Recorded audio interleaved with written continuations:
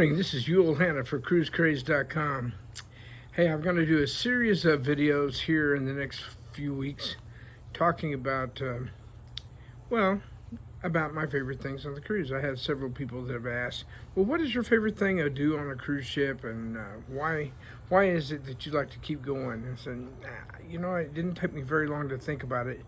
And you could probably tell right now, food is important, and there's some of the best food I ever had was on a cruise ship. There are lots of opportunities for you to have great samplings of the cuisine from all over the world on a cruise ship. Number one, most of them have chefs that are not from Oklahoma, that's for sure.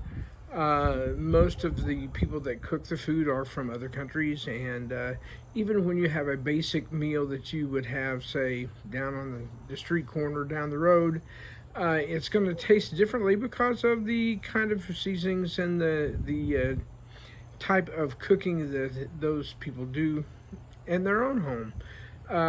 So it's quite interesting. For the most part, eating is upscale. Even if you choose the buffet area, most of the food there is very good, high quality, and just even the snacks. There are so many opportunities for good food, almost all the time. Now, when you get on the ship, probably you're going to you'll be there hungry, because as soon as you get on the ship, you're going to have some downtime before you can get into your room. So you'll probably head up to the upper decks where the buffet normally is, and who knows what it's going to be like now. But they will have an offering there with several. Just think of it as a way upscale cafeteria. Now, they're going to be serving, according to the things I've been hearing, they're going to be serving you individually in almost every station. So that's, before you could kind of pick and grab, and I don't know that that's ever been very sanitary, but it's not going to be the case. And in my opinion, it just makes it a little more special that they're serving you instead of you having to, dig through a pile of bread to get the right piece or whatever. So it is possible you could grab some pizza or something downstairs, but generally you see a lot of people head up to whatever deck that the restaurant's on, and they will be they'll be eating there.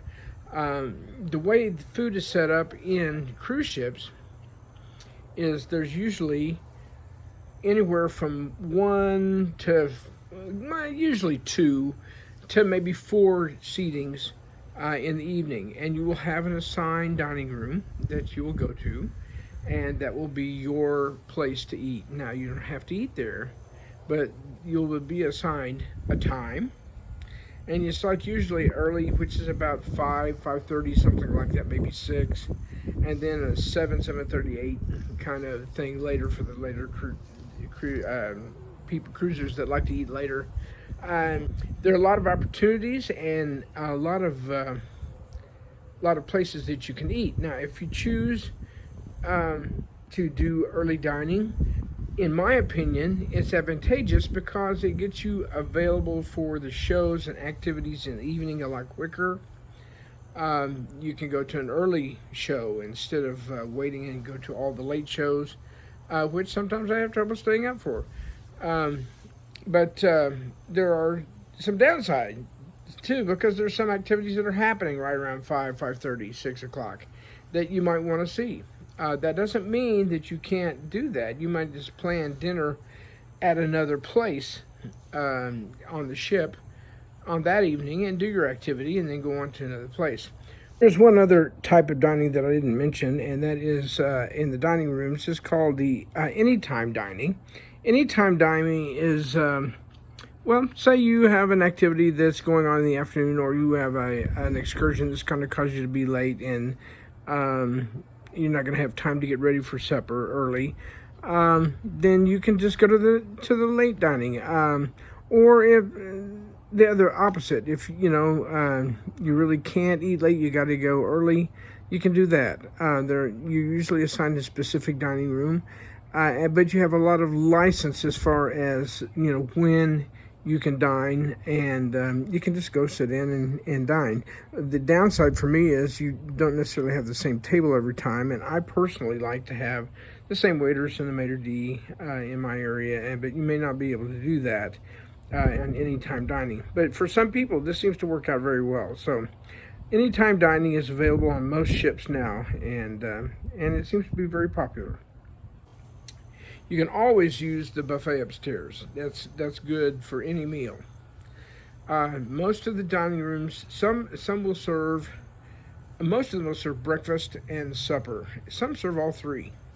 There are some dining rooms that are it's just there for you all day, and even some of the dining rooms have afternoon tea, which we like to take advantage of once in a while. But usually it'll spoil your dinner. But that's your first option. Your next option, of course, is the buffet, and they usually have them in stations. Like they'll have Italian food in one station, they'll have Mexican food in one station, they'll have different stations that have different kinds of food, and then usually a huge dessert bar and that kind of thing. Um, then you have the free restaurants that are not in the two places we talked about.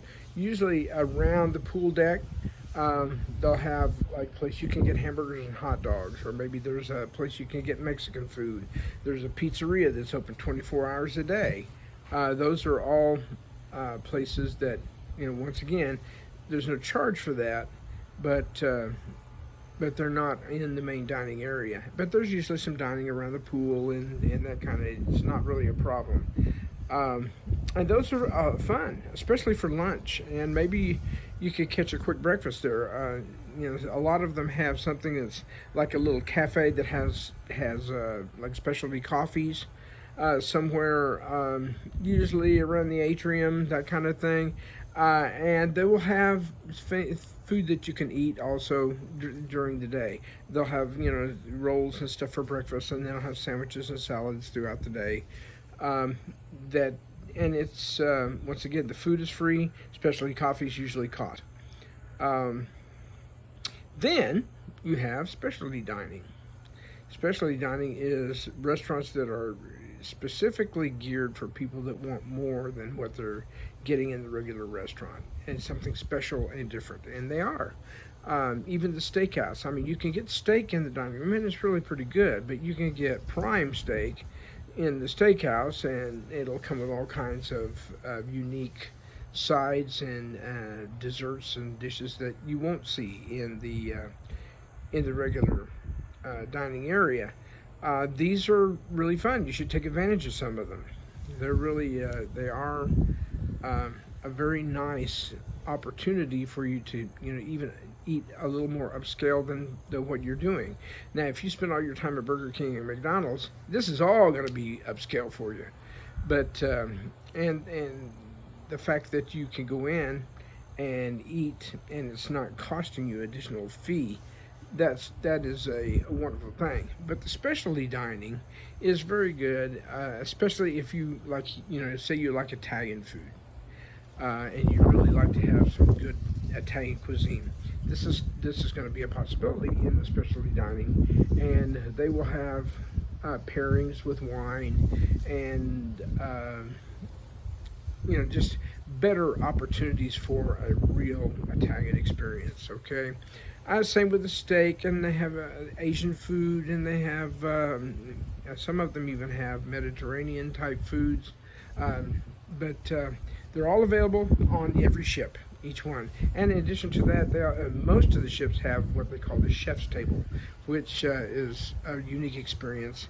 It usually involves being able to go into the kitchen galley, and you'll take a tour of the kitchen, and be served some hors d'oeuvres and stuff as you go. You can see these pictures will show you some of that.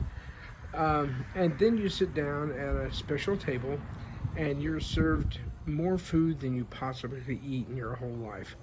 But definitely recommend that you do a chef's table sometime during your cruising career, because it's a world class experience. I think that you really really enjoy that. There's one other possibility that I didn't talk to you about, and that's room service. Room service today is not what it was when we first started cruising, but it's still pretty good. They'll have a whole list of items in their menu that are items that you can get for free. And then they have a second side of the menu now that are upcharge items, like if you want, lobster or steak or something like that, or not even that fancy. Primarily, what you can get for free is going to be sandwiches, pizza, that kind of thing. And there'll be a charge for major meals. It is fun to eat in your room sometimes. You may want to order breakfast. They have usually a breakfast available every morning, and it's for free. They'll have a little paper on your doorknob or on your desk. You can fill it out and put it on the doorknob before a certain time at night, and then they'll have breakfast there for you the next morning. Susie and I like to call that our pre-breakfast. We always have that, and then we go have breakfast. But you can eat real light, or you can have eggs if you want to. It's there, it's available, and it's for free. So there are a lot of possibilities of eating on a cruise ship. You don't have to. If you go hungry, it's your own fault. If you gain 10 pounds on the cruise, it's your own fault too. So you got to be careful too. And of course, there's the gym to go work out after you eat there to help with that. But I don't spend much time in the gym. I would like to sit around the pool some, but I haven't done 1 minute on a treadmill. But it's there if I want to. I'm going to, in the next few videos, I'm going to talk to you about different cruise ships that we're familiar with, the cruise lines that we're familiar with, and that would be like the Princess line was the first line we ever went on. Carnival is another one that we've been on. Also, Celebrity has been another cruise line that we've been on, and Royal Caribbean. So I'll be talking about food possibilities and specialty restaurants on each of those ships in the next several videos that we have. I want you to understand, when you go on the cruise ship, come hungry and be picky. You don't have to eat everything on your plate. It may be that when you go into a restaurant and you think, well, I really like this, but I wonder what this is about. Well, you know what? You always eat that. Choose the other. Choose the thing that you never heard of before. I mean, I never, really had much lamb, and I had a rack of lamb one night. It was not my favorite food in the world, but I've eaten it now, and I know what it's like. And I discovered on the cruise ship that I love escargot, and I really like calamari. And I would not have known if I hadn't been on a cruise ship. So make some discoveries, and try some foods that you've never tried before. And if you don't like it, you just set it to the side and have them bring you something else. It's no big deal. If you get really, really hungry, or you find something you really, really like, they'll keep bringing it to you until you're tired of eating it.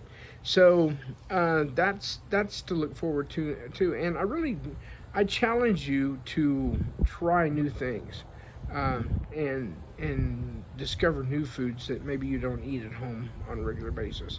And that would be fun. I really think you'll like it.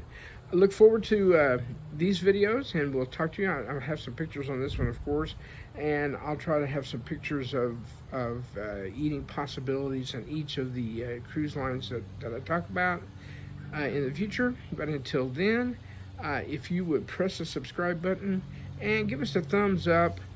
This is Yul Hanna for CruiseCraze.com, and we'll see you later. Bye-bye.